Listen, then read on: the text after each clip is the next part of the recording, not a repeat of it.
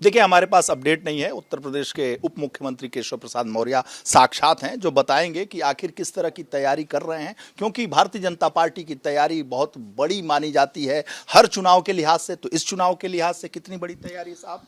देखिए, भारतीय जनता पार्टी चुनाव के ऐलान की प्रतीक्षा किए बगैर चुनाव की तैयारी करती है। जैसे हमारा 2022 का लोकसभा चुनाव, विधानसभा का चुनाव संपन्न हुआ, तो हम 2023 नगर निकाय के चुनाव की तैयारियां शुरू कर चुके थे। लोकसभा 2024 की तैयारियां शुरू कर चुके थे। आज तिथियों का ऐलान हुआ है। हमारी तैयारी तो इससे पहले से थी कि हम चुनाव पहले होंगे, लड़ेंगे और कमल खिलाएंगे और ट्रिपल इंजन सरकार बनाएंगे। 365 दिन चुनावे लड़ते हैं क्या? देखिए, एक राजनीतिक दल के नाते चुनाव के लिए भी काम करना, समाज की सेवा के लिए भी काम करना और तमाम सामाजिक काम पार्टी की ओर से, अभी जैसे 6 अप्रैल को स्थापना दिवस से 14 अप्रैल को बाबा साहब भीमराव अंबेडकर जी की जयंती तक यह पूरा सेवा सप्ताह चल रहा है, सामाजिक न्याय सप्ताह चल रहा है। तो यह भी काम हम करते हैं। विपक्ष कहता है कि 365 दिन भारतीय जनता पार्टी चुनाव ही लड़ती है। देखिए, उनके पास केवल चुनाव जब होता है तब वह जनता के बीच में जाते हैं। हम 365 दिन जनता के सुख और दुख का हिस्सा रहते हैं, और अगर जो जनता के बीच में रहेगा, जनता के लिए काम करेगा, जनता की सेवा करेगा, तो जनता बहुत समझदार है। इसीलिए आज विपक्ष का कहीं आता पता नहीं है। विपक्ष मुद्दा विहीन है और भारतीय जनता पार्टी की आंधी चल रही है। और इस आंधी में देखिएगा आप, जब नगर निकाय के परिणाम आएंगे तो चारों तरफ कमल का फूल, चाहे नगर पंचायत, चाहे नगर पालिका, चाहे नगर निगम। साल भर पढ़ने वाले विद्यार्थी हैं आप लोग, तो ये जो 1 महीने वाले हैं क्या करेंगे? अब ये तो वो बताएंगे। हम लोग तो कमल खिलाने के लिए लगे हुए हैं और कमल खिलाएंगे। जनता का आशीर्वाद भी भाजपा के साथ है, क्योंकि वह सब जानते हैं कि जो विपक्ष में यहाँ उत्तर प्रदेश के अंदर राजनीति करते हैं, किसी के पास गुंडे अपराधी माफिया हैं, तो किसी के पास भ्रष्टाचार का इतिहास है, और कोई केवल कागज में है। तो यहाँ काशीराम, अंबेडकर, राम, रामचरितमानस, हनुमान जी, बजरंग बली, इतने सारी बातें आ गई चुनाव में, तो इसका फायदा उनको मिलेगा?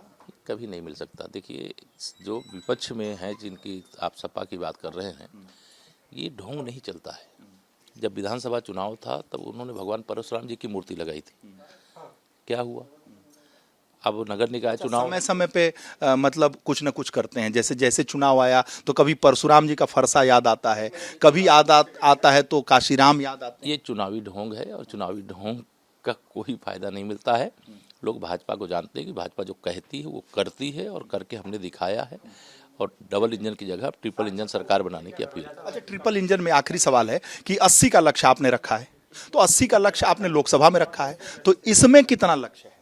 देखिए, हम तो हर सीट जीतने का लक्ष्य लेकर के काम करते हैं, लेकिन हर सीट में से हो सकता है 10-20 सीटें ऐसी हों जहां पे हमें सफलता प्राप्त करने में कठिनाई हो, लेकिन अधिकतम सीटें तो हमारी जीती हुई लगती हैं। संगठनात्मक तैयारी, डबल इंजन सरकार के काम किया। आखिरी सवाल, पसमंदा मुसलमानों को आप लोग टिकट देंगे? मुसलमानों की भागीदारी बढ़ाएंगे? देखिए, पसमंदा मुस्लिम नहीं, उनके बीच में जो हमारा कार्यकर्ता होगा और जीतने लायक होगा, उसे जरूर टिकट देंगे। बहुत बहुत धन्यवाद आपका केशव मौर्य जी। बहुत ही उत्साह और आत्मविश्वास से भरे हुए हैं। 365 दिन पढ़ाई करने वाले विद्यार्थी हैं भारतीय जनता पार्टी के, और कह रहे हैं कि हमारे मुकाबले में वो जो पेपर होता है, जो एक दिन पहले पढ़ा जाता है, वो पढ़ने वाले हैं, तो कोई मुकाबला उकाबला कर नहीं पाएंगे और सारी सीटें हम जीत जाएंगे। और ट्रिपल इंजन, अभी तक हम लोग डबल इंजन सुन रहे थे, अब ये ट्रिपल इंजन पे आ गए हैं, तो ट्रिपल इंजन की सरकार भी उत्तर प्रदेश में चलाएंगे। दर्शक सुन रहे हैं और मैं बाहर चलता हूँ। बहुत सारे यहाँ हमारे दूसरे साथी हैं जो व्यवधान उनको उत्पन्न होगा।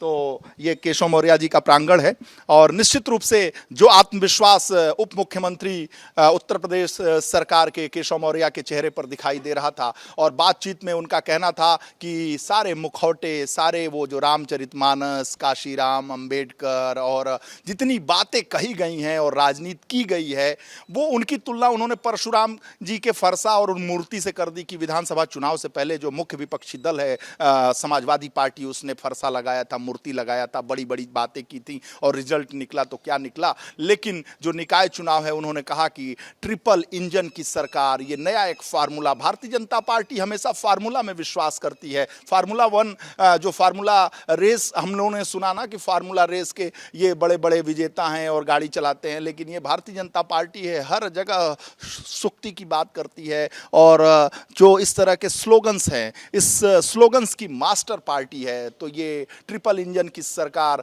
अब तो चुनाव की घोषणा हो गई है, ऐलान हो चुका है। अब देखते हैं कि यूपी में ट्रिपल इंजन की सरकार बनती है या केवल धुआं फेंकती है। जो उत्तर प्रदेश विधानसभा के चुनाव में हम बात कर रहे थे कि डबल इंजन की सरकार, विपक्षी आरोप लगाते थे, ये एबीपी गंगा आरोप नहीं लगाती थी कि ये डबल इंजन की सरकार है, धुआं फेंकती है, लेकिन रिजल्ट तो डबल इंजन सरकार के पक्ष में ही आया था। लेकिन एक बार फिर ट्रिपल इंजन सरकार की बात भारतीय जनता पार्टी के शीर्ष नेतृत्व के द्वारा ये कहा गया है, तो देखते हैं आखिर क्या होता है।